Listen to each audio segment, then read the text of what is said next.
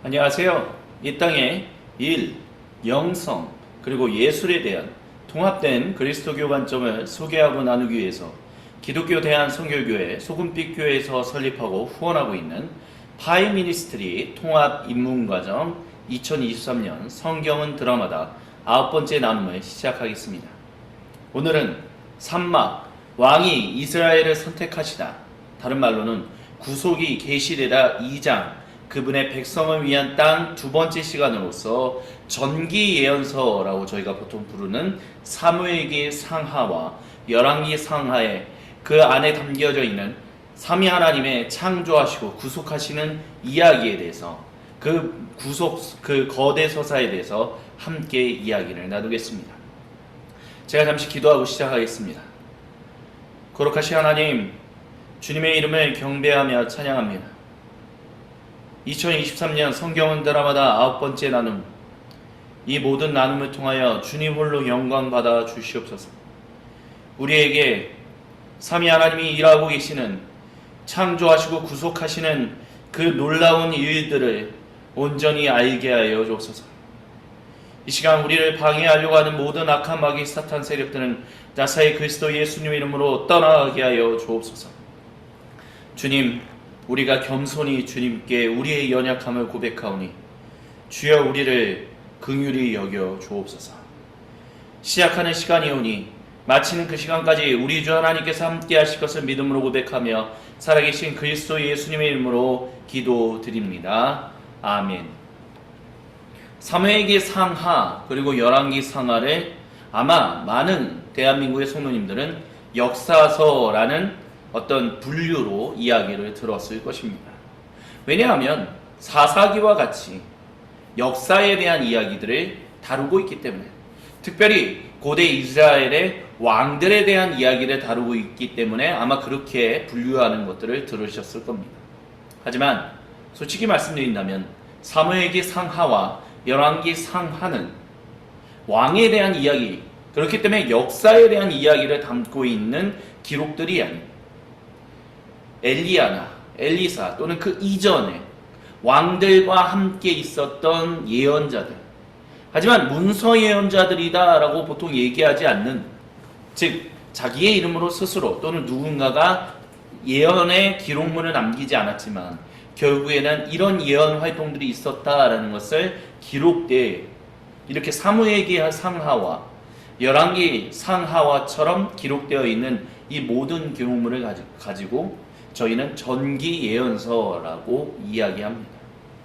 즉 하나님께서 자기의 백성들에게 어떠한 이야기를 하시며 하나님께서 왕들에게 어떠한 이야기를 하셨는가라는 것을 살피는 것이 바로 사무엘기 상하와 열왕기 상하가 우리에게 남겨주는, 우리에게 들려주는 하나님의 거룩한 거대 서사다라고 말씀드릴 수 있다라는 것입니다.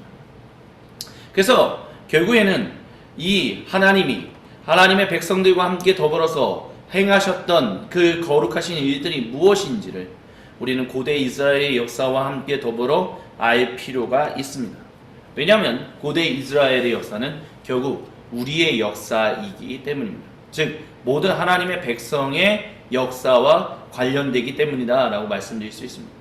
하지만 또한 동시에 그것이 하나님이 우리에게 주시는 또한 예언이다 라는 것들과도 깊이 연관되는 것을 우리가 알 필요가 있습니다. 예언이라는 말은 앞으로 일어날 일들, 어떤 일들이 일어날 것인가에 대해서 이야기하는 어떤 미래에 대한 얘기를 하는 것이 아닙니다. 오늘 지금 이 순간에 하나님께서 계신데 그 하나님이 하고 계신 일들에 하나님의 백성이 온전하게 신실할 것인지 신실하지 않을 것인지에 따라서 어떠한 일들이 벌어지게 될 것인가 라는 것을 이야기하는 것이 사실 예언입니다. 그렇기 때문에 우리가 보통 우리나라에서 무당들이 앞으로 누군가의 인생이, 어떤 정당의 인생이, 나라의 인생이, 세상의 인생이, 이 미래가 이렇게 펼쳐질 것이다 라고 얘기하는 것은 사실 성경이 말하는 예언이 아닙니다. 성경이 말하는 예언은 삼위 하나님이 정말 창조하시고 구속하시는 이들을 자기의 백성들과 온 창조 세계에게 끝까지 신실하게 행하셨다라는 것, 그렇기 때문에 하나님의 백성이 그 신실하신 사랑의 하나님께 마음 다한 사랑을 들여서 충성을 다해야 한다라는 것. 그렇지 않으면 어떠한 일들이 벌어질 것인가 라는 것을 말하는 것이 원래 성경이 이야기하는 예언이고, 그것이 성령의 은사로 받는 예언과 긴밀하게 연관되어야 한다는 것을 우리는 잊어버려서는 안 됩니다. 오늘날에도 많은 그리스도인들 중에 그런 난 미래의 이야기를 해드리겠습니다 하면서 사람들을 현혹하는 아주 나쁜 예언자들이 있습니다. 주님께서 사랑하시는 모든 형제자매 여러분, 성령의 은사를 받으면 뭔가 누구도 알 수 없는 미래를 그 사람만 알 수 있게 하나님이 알려주실 거라고 생각하십니까? 아닙니다. 철저하게 오늘 우리의 삶 가운데 신실하게 일하시는, 창조하시고 구속하시는 일을 행하시는 삼위 하나님이 일하시면 우리가 충성을 다하지 않는다면, 충성을 다한다면 어떠한 일들이 일어날 것인가? 언약의 바탕을 두고, 그리고 그것과 더불어서 하나님 나라가 어떻게 완성되어 갈 것인가 라는 것을 얘기하는 것이 바로 성경이 말하는 예언이어야 하고, 오늘 21세기가 회복해야 하는, 특별히 은사주의자들이 회복해야 하는 바른 예언에 대한 이해다라고 말씀드릴 수 있겠습니다. 그래서 저희가 사무엘기를 이제 살펴보고자 하는데요. 사무엘기의 중요한 핵심은 다음과 같습니다. 먼저 왕을 요구한 고대 이스라엘 백성들. 그렇지만 왕 중의 왕으로서 선포되는 하나님, 그리고 사울과 다윗의 이야기가 사무엘기에서 가장 중요하죠. 사울이 고대 이스라엘을 신실하게 다스리지 못했다라는 것, 그것과 다르게 다윗이 신실하게 하나님 백성을 다스렸다라고 말하는 것이 사무엘기의 중요한 이야기입니다. 신실한 왕은 누구인가? 라고 했을 때 세 가지를 하는 사람들입니다. 성전 중심적인 삶, 하나님 백성의 그 성전 중심적, 하나님 중심의 삶을 건설하는 왕, 그리고 이스라엘의 원수들, 즉 하나님의 원수들을 무찌르는 왕, 그리고 율법에 대한 순종을 자기 스스로부터 시작하여 모든 고대 이스라엘 백성이 그렇게 순종할 수 있도록 격려하고 이끌어내는 사람, 그 사람이 하나님께 신실한 왕이다 라고 말할 수 있을 것입니다. 그래서 성경은 드라마다의 두 저자는 124쪽에서 이렇게 얘기합니다. 이스라엘에게 왕이 필요합니까? 물론 중요한 의미에서 이스라엘은 이미 왕이 있습니다. 그 왕은 바로 여호와 야훼이십니다.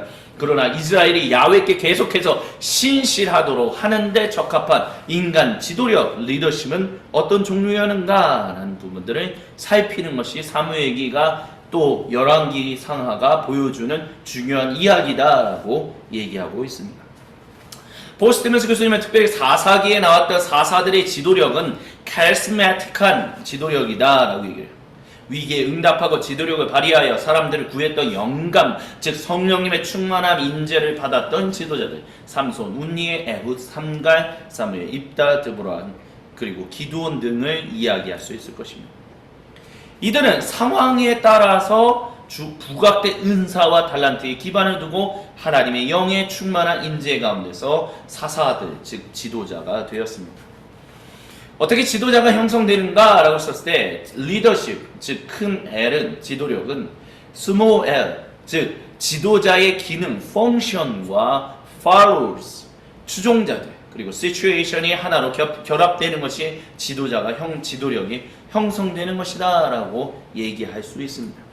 근데 사사시대의 지도력이, 리더십이 쇠퇴했던 이유는 뭐냐? 사사기 시대 후반으로 갈수록 사사들의 연약함이, 즉 그 지도력이 계속해서 리더십이 연약해지는 것들이 계속 등장했고, 사사가 고대 이스라엘 12지파를 대표하지 않아요. 그러니까 12지파가 사사를 다 따르지 않았다는 거예요. 그러다 보니까 사사들의 지도력, 큰 L이 약화되었다는 것입니다. 그리고 시츄에이션도 고대 이스라엘 민족이 가나안 민족들의 풍습을 따라가는 일들이 계속해서 일어났다는 거죠. 그 대표적인 모습을 보여주는 사람이 바로 엘리사사, 즉 사무엘기의 시작에 등장하는 엘리사사다라고 얘기할 수 있겠습니다. 그는 한 여성의 마음 다한 기도를 술에 취한 것으로 치부할 정도로 어리석은 사람이었습니다. 또한 자녀들의 죄악을 온전히 다루지 못하는, 즉 그 사람의 엘리사사의 어떤 기능적인 지도력은 완전히 무너져 있었습니다. 또한 파로우들을 한번 살펴볼까요? 전쟁의 패배 원인을 잘 모르고 하나님만 모시고 가면, 즉 언약궤만 모시고 가면 전쟁에 승리할 것이라는 어리석음을 가지고 있었습니다. 이때 엘리 제사장은 철저히 침묵했죠. 팔로워들도 제대로 된 사람들이 없었습니다. 또한 시츄에이션, 고대 이스라엘 민족이 가나안 민족과 전쟁을 하는 이유는 주님의 정의를 주님이 특정하셔서 거룩하게 여기셨던 즉 가나안, 즉 팔레스타인 지역을 다시 회복해 하심이었으나 이때 당시 이스라엘 민족은 그저 전쟁의 패배에 대한 복수를 위하여 하나님의 말씀이 담겨있는 언약궤를 가지고 전쟁을 치렀다라는 거예요. 그러니까 전쟁의 시츄에이션이 달랐다는 거예요. 하나님이 일으키셨던 그 전쟁이라는 것은 팔레스타인 지역을 다시 회복하고자 거룩한 땅으로 회복하고자 하심이었으나 이스라엘 민족은 전쟁의 패배에 대한 복수만으로 저들을 물리쳐야 돼! 라는 것 때문에 언약궤를 가지고 왔다가 전쟁에서 패배당했고 언약궤조차 빼앗기고 엘리사사는 목이 부러져 숨을 거두는 안타까운 일들이 일어났다라고 볼 수 있다는 거죠. 그래서 사무엘이 등장한 당시의 고대 이스라엘 상황은 언약에 신실하지 못한 이스라엘의 백성의 삶이 만들어내는 황폐함이 회복되어야 하는 가나안 땅, 팔레스타인 땅에 넘쳐났다라고 볼 수 있습니다. 하나님의 거룩함이 유명무실해져 있었어요. 무너져 있는 예배로 인하여 그렇다라고 볼 수 있습니다. 이와 같은 사태의 심각성은 엘리의 손자인 이가봇이라는 이름에 더 잘 포착되어 있다라고 성경은 드라마다의 두 저자는 얘기합니다. 왜냐하면 그 이름의 뜻은 영광이 이스라엘에서, 즉 하나님의 영광이 이스라엘에서 떠났다라고 얘기하는 것이기 때문에 그렇습니다. 그래서 그 민족의 참된 영광은 이스라엘 자손 가운데 거하시는 하나님의 임재인데 블레셋 사람들이 언약궤를 빼앗아 갔을 때 그 임재는 문자 그대로 그들에게서 떠났다라고 볼 수 있다라고 얘기합니다. 언약궤가 어떻게 생겼냐라고 했을 때 형태는 가로가 2.5 큐빗, 세로가 1.5 큐빗, 높이가 1.5 큐빗. 우리가 익숙하게 사용하는 센티미터로 한다면 가로 111cm, 세로 67, 그리고 높이가 67cm. 그러니까 그렇게 크지 않았다라고 얘기할 수 있어요. 그래서 궤는 아카시아 나무로 만들었고 안팎을 금으로 입혔으며 둘레에 금태 장식이 있었다라고 얘기하죠. 순금으로 만든 덮개는 양쪽 끝에 하나씩 금으로 만든 그룹, 천사와 같은 존재들이 있었는데 그 두 그룹은 서로 마주보고 있었고 얼굴은 덮개를 향해 서 있었으며 날개가 덮개 위로 펼쳐져 있었다라고 얘기합니다. 그래서 궤의 네 다리 위에는 금으로 주조한 고리가 각각 한 개씩 있었고 그 고리에 금을 입힌 아카시아 나무채가 끼워져 있어서 그 채를 이용해 궤를 운반했어요. 그 궤를 만지면 죽는 이들이 있었죠. 또 정결하지 못한 사람들이 정결하신 하나님의 그 영광을 만졌을 때 목숨을 잃는 이들이 있었기 때문에 하나님도 이 언약궤를 이렇게 채를 통해서 운반해라 라고 말씀을 하셨었어요. 그래서 이 언약궤의 내용물은 무엇이 있었냐라고 했을 때 십계명이 기록된 돌판이 있었고 그 외에 아론의 쌍난 지팡이나 만나도 들어가 있었다라고 볼 수 있어요. 하지만 열왕기상에서 솔로몬이 이 언약궤를 건물 성전, 즉 솔로몬 성전에 봉헌할 때는 십계명이 기록된 돌판만 있었다라고 나옵니다. 그리고 언약궤가 위치한 장소는 당연히 지성소라고 얘기할 수 있죠. 그러니까 여기가 성소이죠. 그래서 촛대, 그리고 물통, 그리고 여기가 떡을 놓는 자리, 이런, 그리고 두꺼운 천으로 가려져 있고 이제 지성소가 있었는데 여기에 언약궤가 있었다라는 것입니다.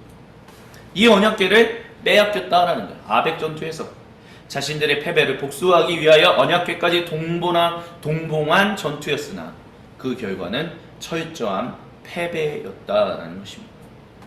근데 이 언약궤가요 결국 실로에서 에벤에스로에서 아벡 전투에서 뺏겨서 이것이 그 블레셋 사람들이 살고 있었던 아수도스로 옮겨갔었는데 하나님의 놀라운 일들을 행하심을 인하여 있는 곳들마다 하나님의 거룩하심과 하나님의 위대하심이 드러나는 일들이 통하여 결국에는 아수도스에서 가드, 에그론, 베스메스, 그래서 기랏 여아림으로 옮겨가게 됩니다. 그리고 다윗 왕 때, 즉 솔로몬 왕 때 예루살렘으로 옮겨가는, 특별히 다윗 왕 때 예루살렘으로 옮겨갔고 솔로몬 왕이 건물 성전을 지으면서 봉헌되는 일들이 일어나게 되죠. 사무엘은 충성된 최후의 사사다라고 말할 수 있습니다.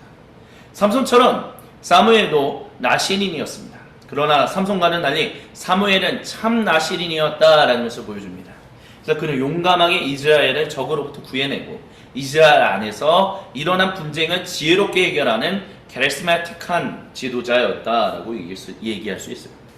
그래서 사무엘은 굉장히 참된 지도자의 모습을 보여줍니다. 왜냐하면 일단 지도자가 가지고 있었던 기능, 즉 스몰 리더십을 보면 백성을 하나님 앞에서 회개케 하며 이스라엘 안에 분쟁을 중재했어요. 모든 사람이 신뢰할 수 있는 사사였습니다.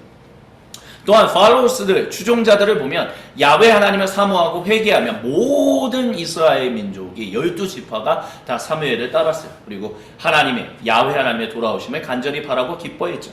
또한 상황, 블레셋이 사무엘 통치 기간 내내 이스라엘을 침입하지 못하는 모습들을 보여줍니다. 이 세 가지를 통해서 이 사무엘은 참된 지도자, 하나님이 인정하시는 참된 지도자였구나라는 것을 우리에게 얘기해주고 있다는 것을 볼 수 있습니다.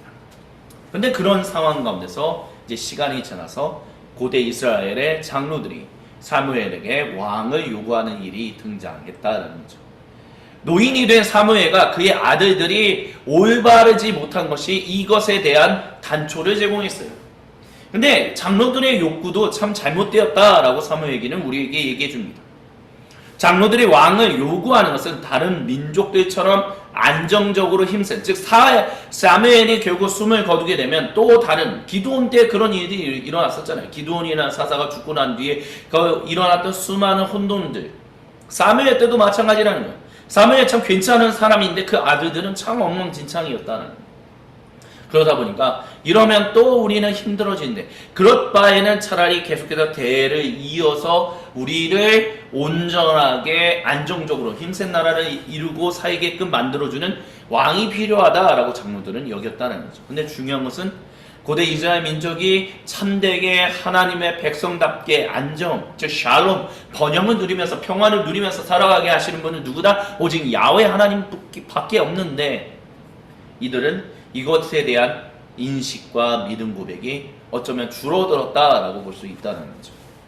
하지만 그럼에도 불구하고 하나님께서 왕을 세우기로 결정하십니다. 주님이 왕을 세우셔서 고대 이스라엘 민족이 계속해서 그분의 백성으로 살도록 인도하시겠다라고 결정하셨다는 거죠. 그러면서 우리는 전기 예언서 사무엘기를 얘기할 수 있는 증거를 발견하게 됩니다. 그것이 바로 사무엘기상 10장 25절입니다. 왜 사무엘기가 예언서로 불리는가? 라고 했을 때 사무엘이 잘못된 욕구로 왕을 요구하는 이스라엘 민족이 하나님으로부터 완전히 떠나지 않도록 견제하는 예언의 메시지를 전했기 때문이에요. 그래서 사무엘은 최후의 사사이기도 하지만 최초의 예언자다라고도 얘기할 수 있습니다. 성경 드라마다의 두 저자는 126쪽에서 이렇게 얘기해요. 이스라엘의 왕정을 시작하는 것과 관련하여 사무엘의 예언자적 역할은 견제와 균형의 체제를 마련하는 것으로부터 분명하게 규정되어 있었습니다. 따라서 왕정은 독자적으로 기능할 모든 위험에도 불구하고 언약을 위험하게 하지는 않을 것입니다. 왜? 예언자들이 있을 것이기 때문에. 예언과 왕정 사이의 갈등, 영적 목표와 정치적 목적 사이의 갈등은 포로기까지 이어지는 이스라엘 역사에서 가장 두드러진 특징이었다라고 합니다. 즉 왕을 세워서 잘못된 욕구를 가지고 왕을 하고 하나님이 그들에게 왕을 주시겠다고 결정했는데 그 왕들이 올바르지 못하게 갔는데 그것이 계속해서 대를 이어서 안 좋은 일이 일어나지 않도록 견제하는 일들을 이미 사무엘로부터 노년이 된 사무엘로부터 이 예언의 일들을 시작했다라는 거예요. 그렇기 때문에 사무엘기는 바로 전기 예언서다라고 얘기할 수 있다는 것입니다. 예언자 사무엘의 모습이 다음과 같이 등장합니다. 사무엘이 온 이스라엘 백성에게 말했습니다. 저는 당신들이 저에게 요청한 것을 다 들어주어서 백성을 다스릴 왕을 세웠습니다. 그러니 이제부터는 왕이 백성들을 인도할 것입니다.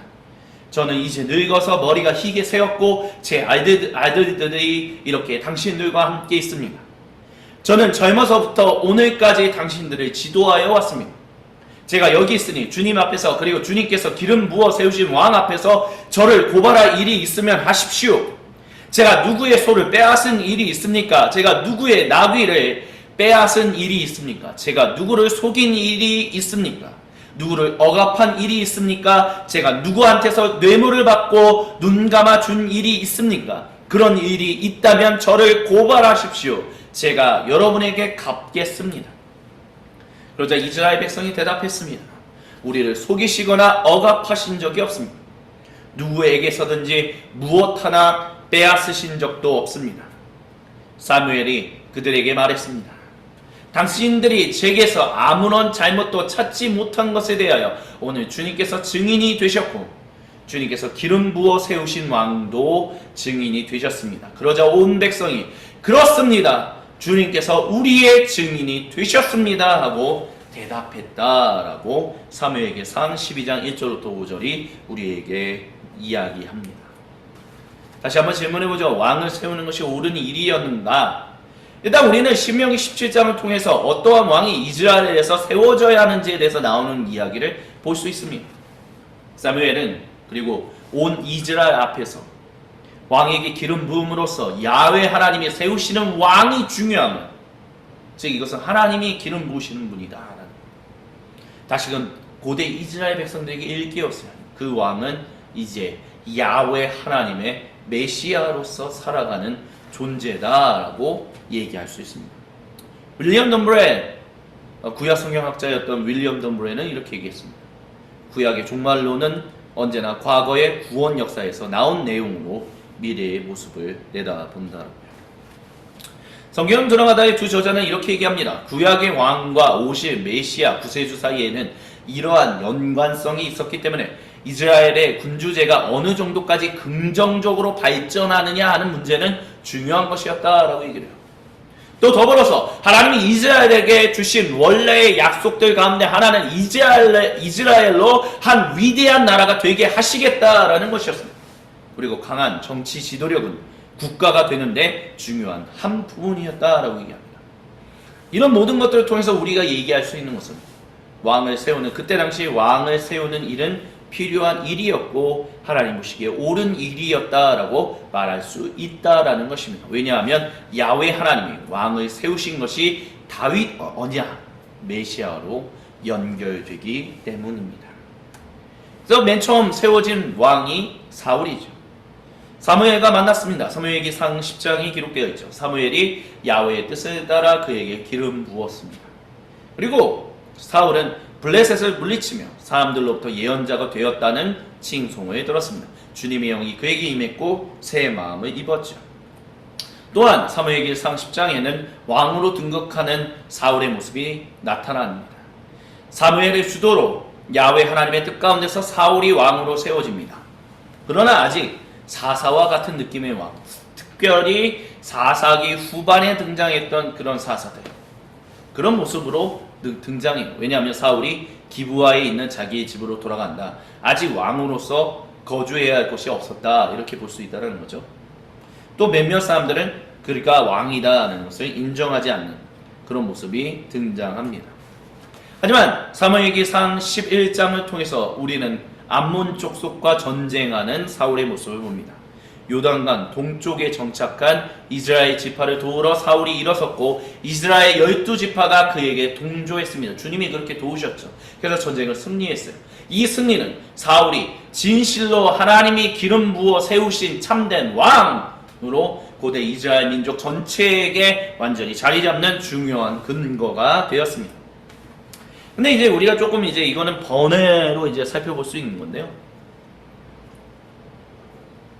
사무엘기 13장을 보면 세 번역에서 특별히 13장 1절에 보면 사울이 왕이 되었을 때 그의 나이가 30살이었다. 그가 이스라엘을 다스린 것은 42회였다라고 기록되어 있어요. 근데 히브리어 성경에는 그러니까 사실 40이라는 말은 등장하지 않고 2회라고 이제 기록되어 있다는 거예요. 그러니까 히브리어 성경에는 그가 2년 통치한 것처럼 기록되어 있다는 거죠. 하지만 우리가 통상적으로 아는 것처럼 그것보다 훨씬 더 길게 사울이 왕으로 지배했다는 것을 우리가 알 수 있잖아요.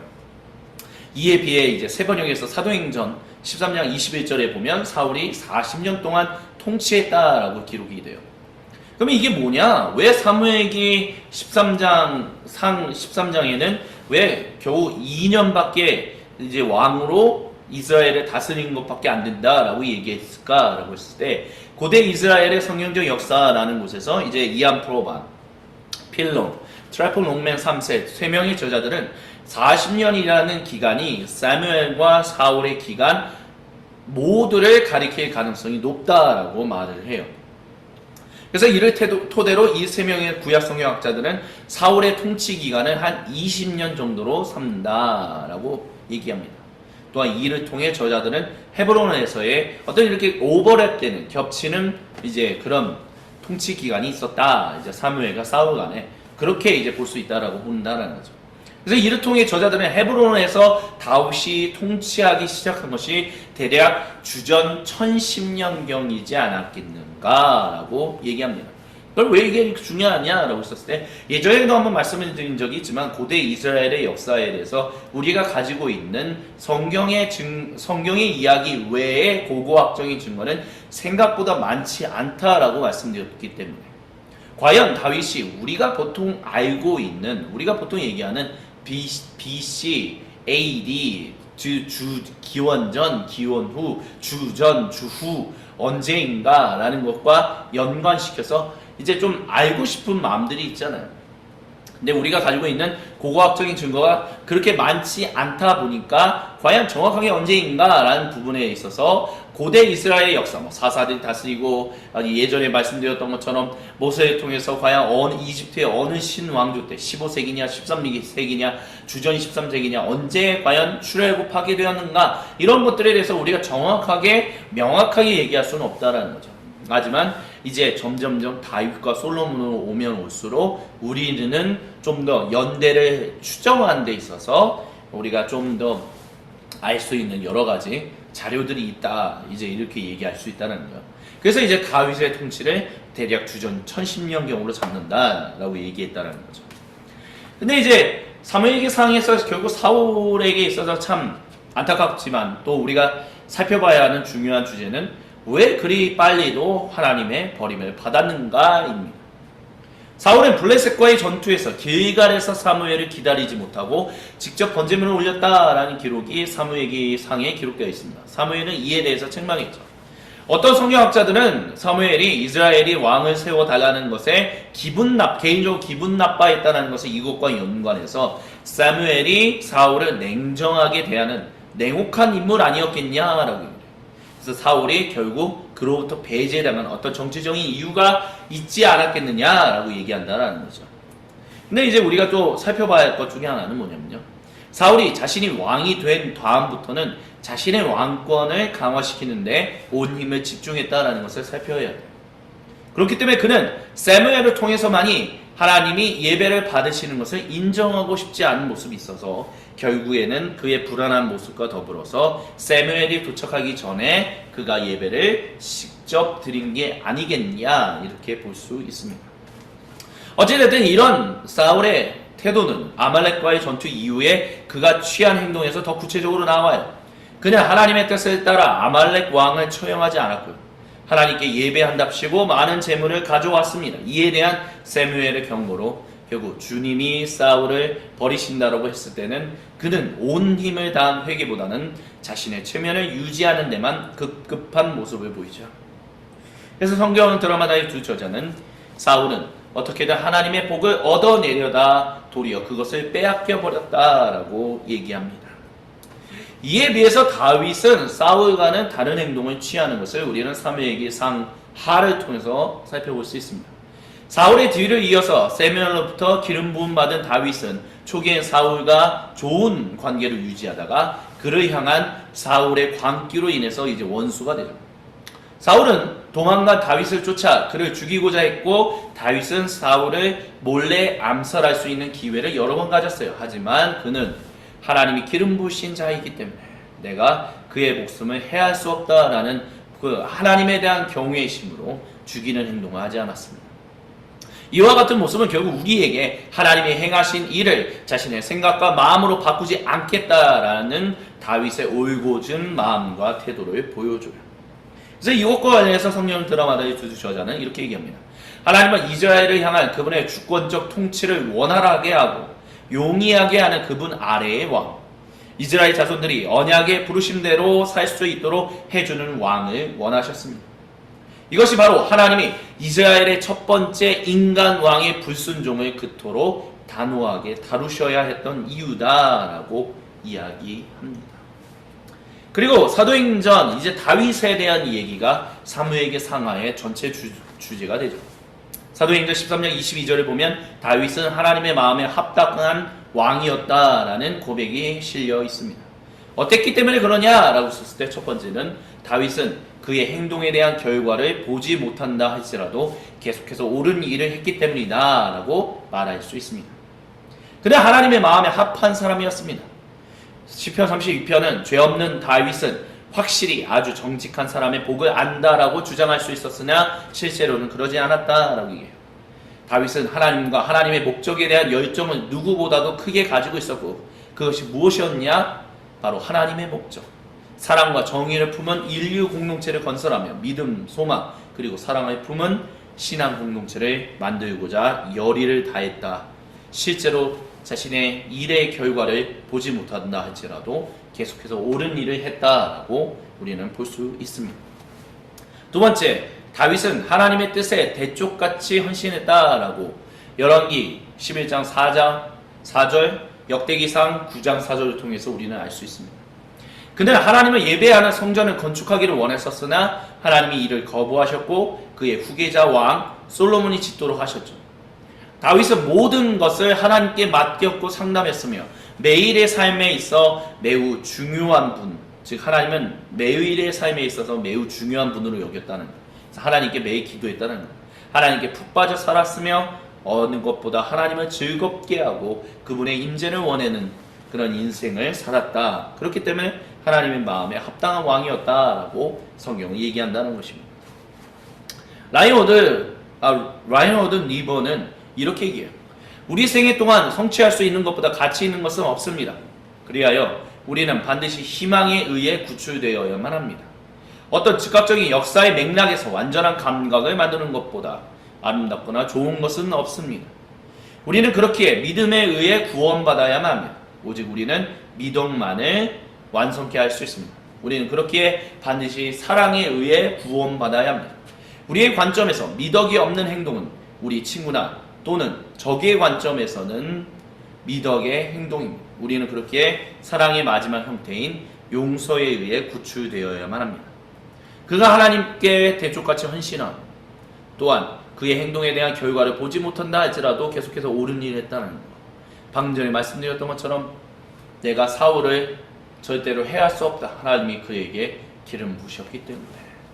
그런 것들이 결국에는 이 두 가지의 특성을 가진 다윗의 모습을 보여주는 역사적 증거다라고 얘기할 수 있다는 거죠. 세 번째, 결국 연관돼요. 다윗은 하나님을 경외하며 통치했다는 것입니다. 사무엘기 하 23장 3절이 그렇게 얘기합니다. 하나님을 경외한다라는 것은 하나님의 초월하심 앞에 그저 순전히 떨고 있는 것이 아니라 숭배하는 경외입니다. 이는 이성적인 측면, 윤리적 행동을 이끄는 이성적인 측면과 경외와 사랑의 친밀함을 이끄는 정서적 측면 모두를 포함한다라고 얘기해요. 하나님을 경외하며 다스리는 것은 다윗으로 하여금 그의 죄와 실수들에 대한 책임을 가지도록 했고요. 밧세바를 탐한 성욕과 백성을 계수한 교만 그 모든 것들을 하나님 앞에 진심으로 회개합니다. 그것에 비해서 사울은 어땠습니까? 결국 하나님이 당신을 버릴 수밖에 없습니다 라고 썼을 때 자신의 체면을 위해서 제발 좀 적당하게 좀 내 체면을 지켜주시면서 이렇게 하십시오. 사울이 결국에는 예언자의 첫 시작이었던 사무엘이 얘기하는 하나님이 당신을 버릴 수밖에 없다라고 얘기하는 그 이야기. 다윗처럼 정말 옷을 찢고 머리를 풀어 헤치고 하나님 앞에 회개하며 기도했다면 어쩌면 다른 인생을 살지 않았을까라는 생각도 가져보게 됩니다.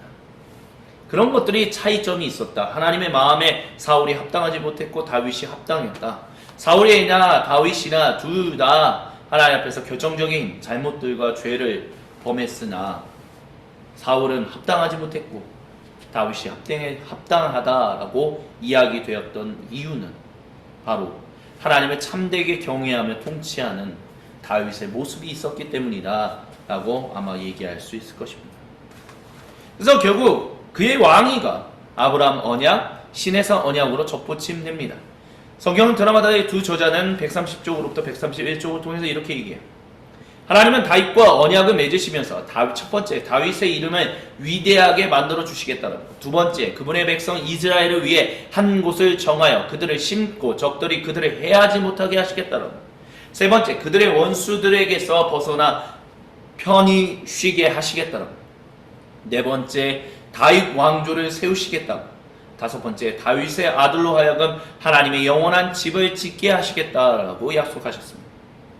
다윗과 맺은 언약의 처음 세 가지 내용은 아브라함과 맺으신 언약을 의도적으로 환기시킨다라고 얘기를 해요. 다윗 언약의 새로운 요소는 시내산 언약과 이어진다라는 것입니다. 이스라엘은 이제 공식적으로 한 나라를 이제 이루게 되었고, 이스라엘은 한 나라로서 모든 민족에게 빛이 되라는 소명을 이루게 될 것입니다. 그것이 바로 영적 이스라엘로 살고 있는 우리 모든 그리스도인들이다, 교회다라고 얘기할 수 있겠죠. 이스라엘의 인간왕은 그 백성의 거룩한 족속과 제사장 나라로 이끌 것입니다. 누가 지금 모든 그리스도인들을 그렇게 이끌고 계십니까? 우리를 위하여 죽으시고 부활하신 주 그리스도 메시아 예수님이 그렇게 행하고 계십니다. 다윗의 왕국이 아마 이렇게 형성되었을 것이다 라고 보통 얘기합니다. 다윗의 실패가 사무엘기 하 11장과 사무엘기 하 24장에 기록되어 있죠. 밧세바와의 성관계 인구조사. 먼저 밧세바와의 성관계, 유지미터스 목사님은 다윗이 밧세바와의 성관계에서 맺은 죄에 대해서 이 장면의 가장 중요한 단어가 보내다라는 단어다라고 말합니다. 다윗이 신하나 요압을 보내 힘을 억압적으로 사용해 결국에 있는 밧세바의 남편인 우리아를 죽이게 하는 일들이 일어나죠. 하지만 사무엘기 저자는 다윗이 어찌하지 못하는 또 다른 상황들을 역시 같은 보내다라는 말로 표현하며 마침내 하나님이 나단 예언자를 보내셔서 자신의 주권을 다윗에게 알리시는 모습을 보여주십니다. 그리고 나단 예언자를 통하여 다윗은 야훼 하나님을 모독했음을 결국 깨닫습니다. 그러니까 예언자와 왕 간의 어떤 서로 하나님 앞에서 견제하고 일깨우고 뭐 이런 모습들, 참 건강하고 바람직한 모습이 형성되어 있다는 것을 우리는 볼 수 있어요. 그리고 나단 예언자는 야훼 하나님과 왕으로서가 아닌 그분의 백성인 다윗으로서 그러니까 다윗이 야훼 하나님께, 잘못 말씀드렸죠, 왕으로서 나선 것이 아니라 그냥 하나님의 백성인 다윗으로서 나아가 회개하고 야훼 하나님과의 관계에 집중했습니다. 그리고 이는 하나님으로부터 용서함을 받는 결과를 만들어냈습니다. 다른 이들을 향하여 저지른 폭력에 대한 대가는 다윗이 계속 짊어질 것이었지만 야훼 하나님은 그를 그분의 한 백성으로 다시 받아들이셨습니다. 두 번째 큰 잘못, 인구조사. 다윗의 인구조사는 왜 죄였는가 라고 했을 때 온 이스라엘 민족의 주인이 야훼 하나님이심을 인정하지 않는다라는 것을 내포했기 때문이다 라고 말씀드릴 수 있어요. 하지만 다윗이 회개하며 번제물을 쌓은 여부수 사람 아리우나 타작마당에서 거기에 솔로몬의 성전을 건축했습니다. 주님의 천사가 이방 사람의 마당에 임재해 있었던 것은 다윗의 죄악과 대조되어 주님의 백성들에게 다윗의 실패가 얼마나 처참했는지를 여실히 보여줘요. 하지만 사무엘기, 열왕기, 그리고 역대기에서 다윗은 야훼 하나님으로부터 인정받으며 이후 왕들의 통치를 평가하는 데 중요한 원형이 됩니다. 또한 야훼 하나님은 다윗과 맺었던 언약을 계속해서 중요하게 여기셔서 마침내 다윗 자손으로 메시아 예수님이 오셨다라는 것을 우리에게 이야기해 줍니다. 열왕기는 언약이 실패했다라는 것을 우리에게, 그러니까 엄밀하게 말하면 고대 이스라엘 백성이 야훼 하나님께 신실하게 충성을 다하지 못했다, 그 실패를 보여주는 이야기다라고, 그리고 그것과 관련한 예언들이 담겨있는 이야기다라고 볼 수 있습니다. 열왕기의 시작은 솔로몬이 지혜로 그의 재임을 시작하는 것과 연관됩니다. 지혜로운 마음을 주셔서 주님의 백성을 재판하고 선과 악을 분별할 수 있게 해주시기를 라고 솔로몬은 기도하며 야훼 하나님이 그 기도를 받으시고 기뻐하셨고 그분에게 즉 하나님은 그에게 솔로몬에게 지혜를 선물해 주셨습니다. 그래서 우리는 솔로몬을 지혜의 왕이라고 얘기하죠. 구약 성경의 지혜 문학이 그래서 솔로몬이 저자일 것이다 라고 얘기해요. 왜냐하면 솔로몬이 고대 이스라엘 왕정 시대의 문화와 종교의 기틀을 마련했다라고 보기 때문이에요. 성경 드라마다의 두 저자는 135쪽에서 이 다음과 같이 얘기합니다. 지혜란 효율적으로 사는 법. 타락했지만 선한 세상에서 하나님의 영광을 드러내는 법을 아는 것입니다. 지혜는 야훼를 경외하는 것. 즉 창조주이자 구속자이신 야훼 하나님에 대한 깊은 존경에서 시작됩니다. 하나님이 솔로몬에게 원하시는 것은 무엇이디 솔로몬에게 그가 원하는 것은 무엇이든 주겠다고 하실 때 그가 보였던 즉 솔로몬이 하나님께 보였던 태도가 바로 그런 것이다 라고 얘기합니다. 솔로몬이 시온에 성전을 세웠죠. 솔로몬 성전의 그 위에서 본 단면도를 보면 통로가 있고 성소와 지성소, 외소와 내소가 있다라고 합니다. 그리고 전체 길이는 한 가로로 60규빗, 27m, 높이는 뭐 한 23m, 24m, 30규빗, 13.6m. 엄밀하게 따지면 그렇게 큰 성전이 아니에요. 솔로몬의 성전은 헤롯 대왕이 증축했던 2차 성전에 비하면 절반도 되지 않은 크기를 가지고 있습니다. 근데 그 성전에 솔로몬이 야훼 하나님께 고대 이스라엘과 맺은 출애굽 언약이 이제 시온으로 옮겨가는 일들이 일어나요. 야훼 솔로몬이 성전을 봉헌했을 때 야훼 하나님은 온 우주의 창조주이시며 구속주이시다라는 것이 분명하게 드러납니다.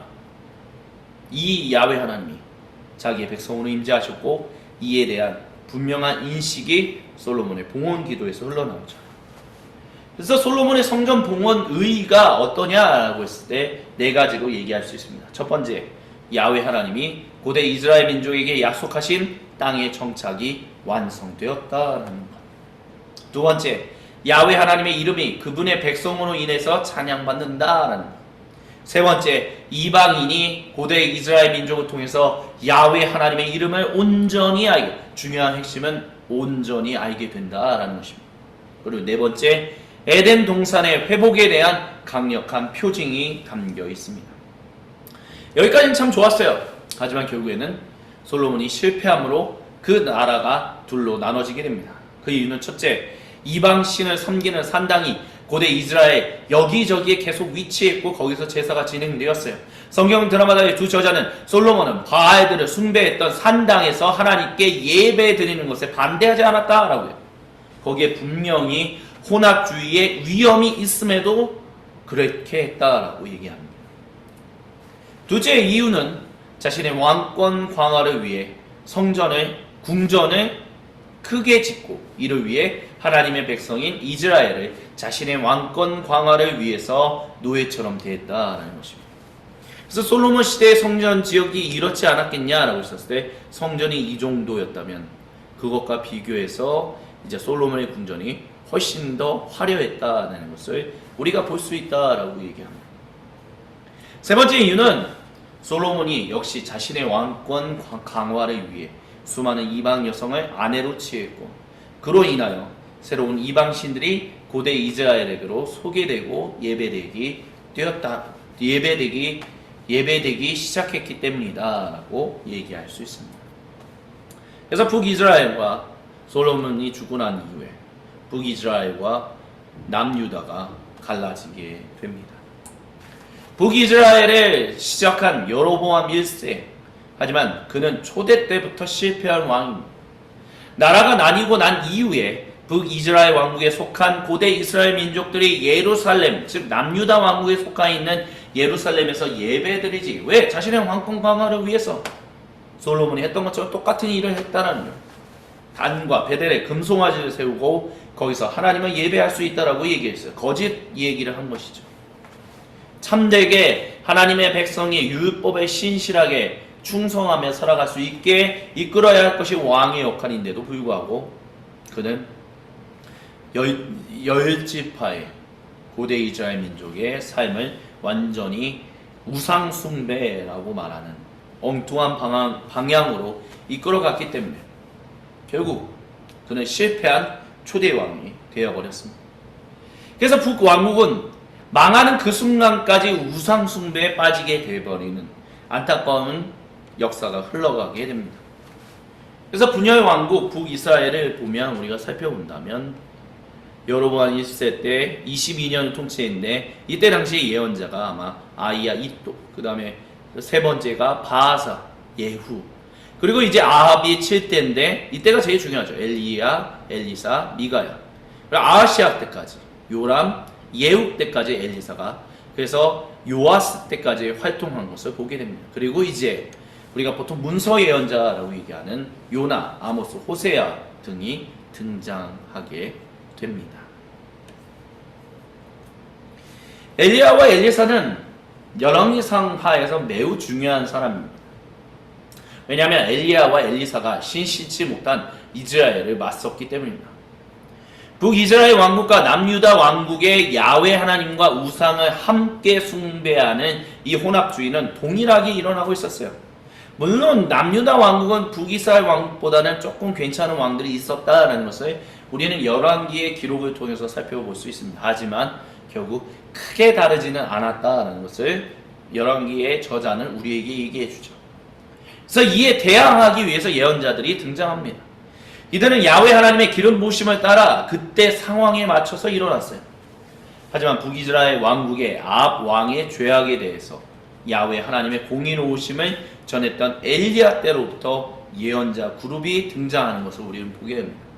그래서 엘리야가 예언자 그룹을 형성하게 되었고, 그러면서 이제 문서 예언자들이 계속해서 등장하게 된 것이 아니겠느냐. 그렇기 때문에 엘리야는 예언자 그룹이라는 매우 중요한 시작을 연 인물이었다라고 우리는 볼 수 있습니다. 언제 그 일이 일어났냐? 먼저 엘리야 예언자가 850명의 바알과 아세라의 제사장과 공개적인 대결을 했어요. 근데 그들 850명의 이 제사장들은 그들의 신들로부터 제사를 받았다라는 신호를 받지 못했죠. 그러나 혼자였던 엘리야 예언자는 야훼 하나님으로부터 그가 드리는 제사를 예배를 받으셨다라는 신호와 더불어 야훼 하나님만이 살아계신 진정한 참된 하나님이시다라는, 참된 신이다라는 분명한 인식을 북이스라엘 왕국 사람들에게 전했습니다. 그래서 850명의 이 가짜 예언자들이 북이스라엘 사람들을 통해서 목숨이 잃게 돼요. 근데 이것이 야훼 하나님께 돌아서야 한다라는 회개는 아니었어요. 그저 그동안 가짜 신에 속았다라는 것에 대한 분노 표출이었을 뿐 그 이상도, 그 이하의 의미도 담겨있지 않았습니다. 결국 엘리야는 이세벨 왕후의 위협에 자신의 목숨을 보존하기 위하여 도망치는 참으로 안타까운 모습을 보여줘요. 차라리 빨리 나를 죽여주십시오라고 엘리야는 하나님께 부르짖습니다. 그런 엘리야를 하나님은 위로하시면서 시내산으로 부르셨죠. 시내산, 모세가 하나님으로부터 율법을 받은 그 산, 거기서 그는 중요한 부르심을 받았습니다. 그건 바로 다음 세대의 예언자를 세우는 일이다라는, 그 전에 있었던 예언자 어느 누구도 받지 못했던 소명이었어요.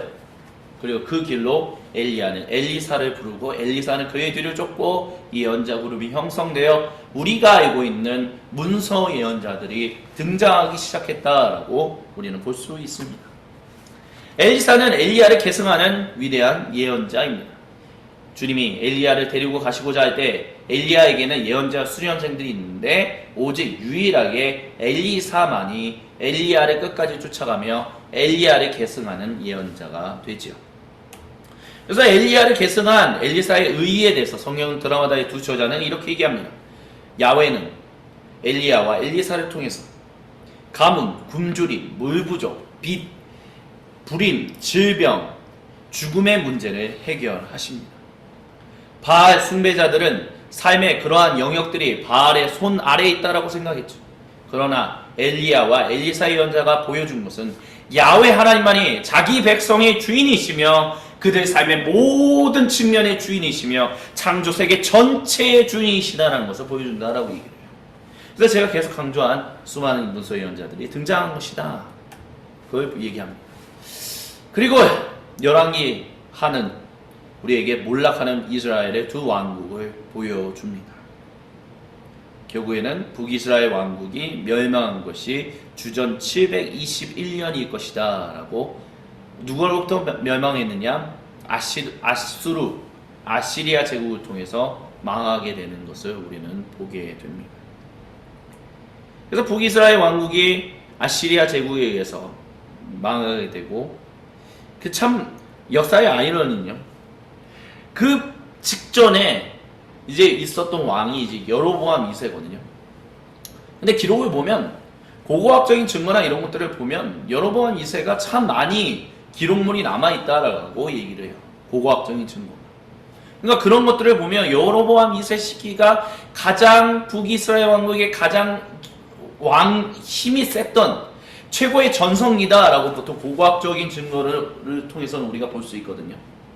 근데 이때 열왕기는 여로보암 2세가 가장 최악의 시대였다라고 얘기를 해요.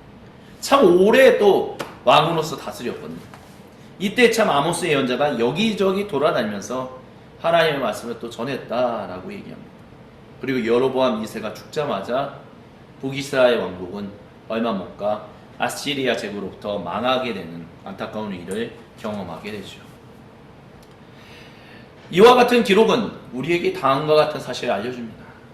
그들은 아시리아의, 즉 북이스라엘 왕국의 하나님 백성은 아시리아 제국의 힘 때문에 포로가 된 것이 아니라 야훼 하나님이 그들을 더 이상 참으실 수 없었기 때문에 그렇게 된 것이다 라고 얘기할 수 있어요.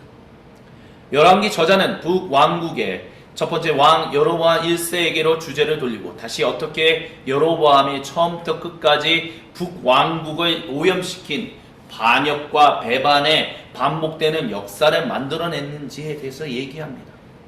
그리고 이것을 통해서 우리는 성경에 나와 있는, 신약 성경에 나와 있는, 복음서에 나와 있는 사마리아인들의 탄생에 대해서 알게 돼요.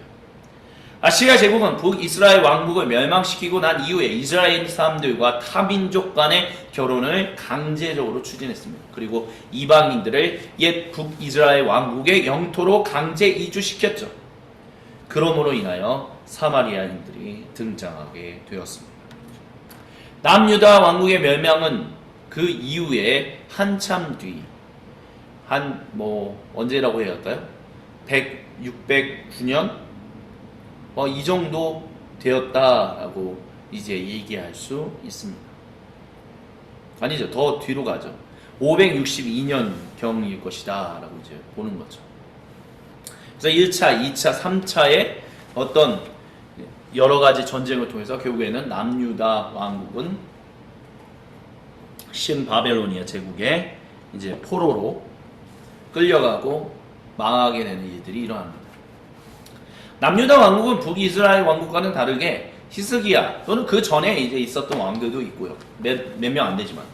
근데 히스기야 왕이나 요시아의 왕이랑의 개혁이 있었어요.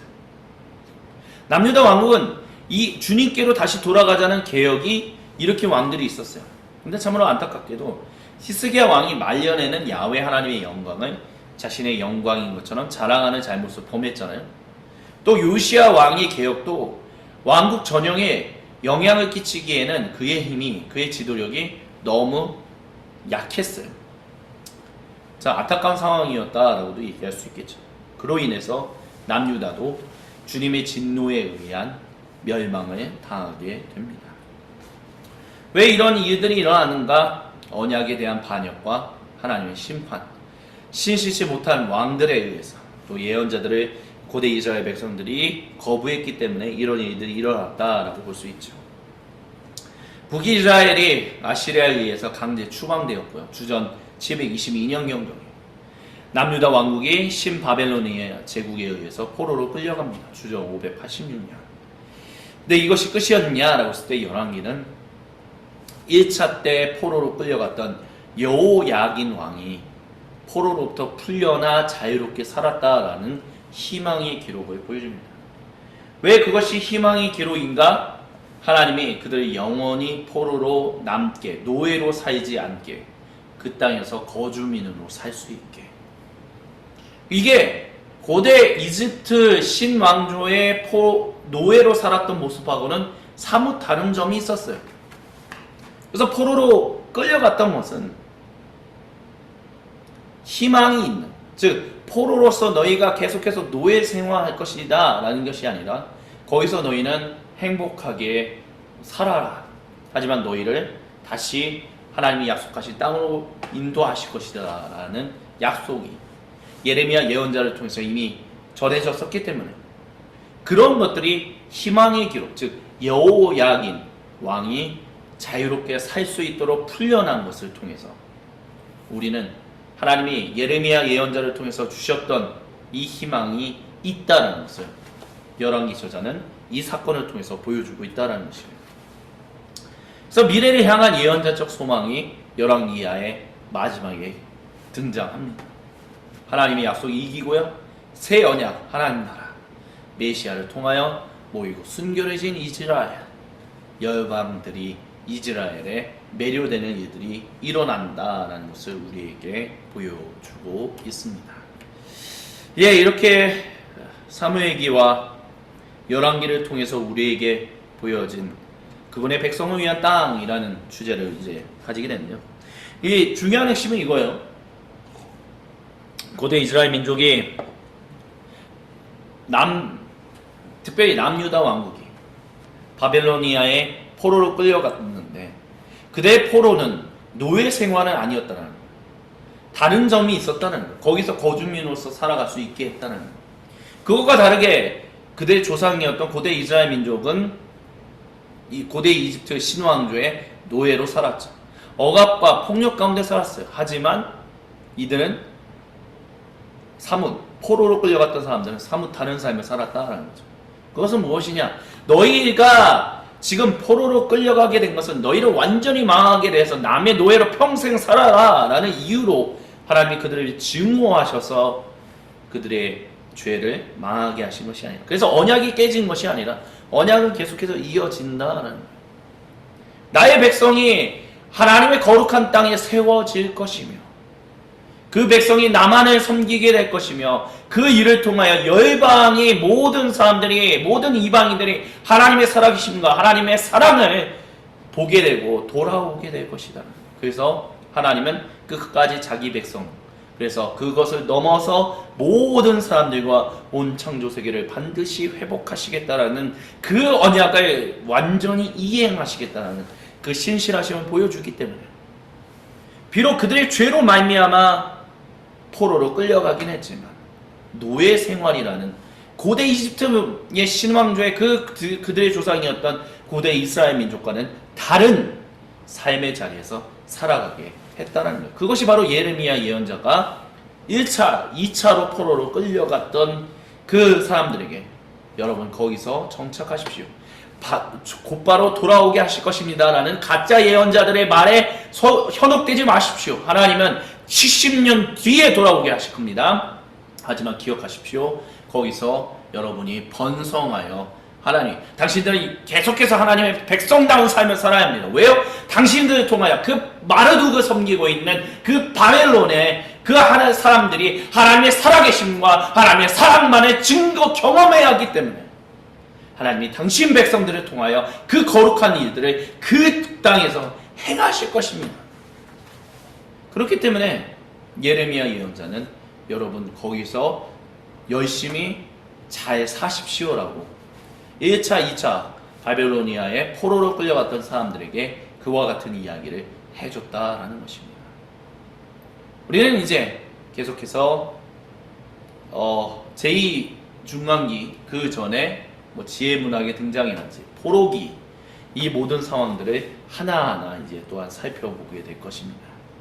이 모든 것들이 우리에게 보여주는 것은 결국 무엇이냐? 하나님은 자신의 약속을 끝까지 신실하게 지키고 계시다라는 것입니다.